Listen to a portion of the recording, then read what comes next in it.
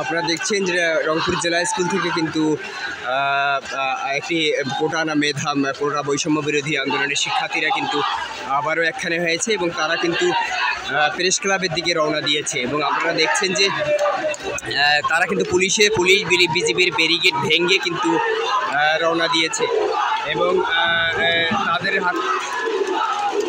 আমরা দেখছি যে কিছুক্ষণ আগে অর্থাৎ 11টার দিকে খণ্ড খণ্ড মিছিলে কিন্তু একখানে হয়েছে রংপুর জেলা স্কুলে। তারপরে কিন্তু এখন দেখতে পাচ্ছি যে রংপুর জেলা স্কুল থেকে কিন্তু এখন পায়রা চত্বর অর্থাৎ স্কুলের যে কোমলমতি শিক্ষার্থী তারা কিন্তু পায়রা চত্বর অর্থাৎ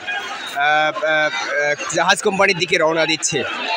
কিন্তু কোথায় যাবে কিভাবে যাবে সেটি কিন্তু তারা বলছে না। এবং আপনাদের যদি একটু দেখাই যে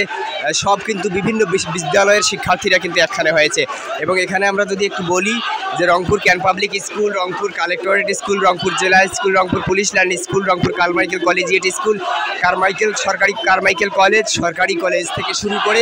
সব ধরনের সরকারি কলেজ এবং পলিটেকনিক্যাল থেকে শুরু করে সব ধরনের কলেজগুলো কিন্তু একখানে হয়েছে এবং এই একখানে হয়েছে সকাল থেকেই কিন্তু তারা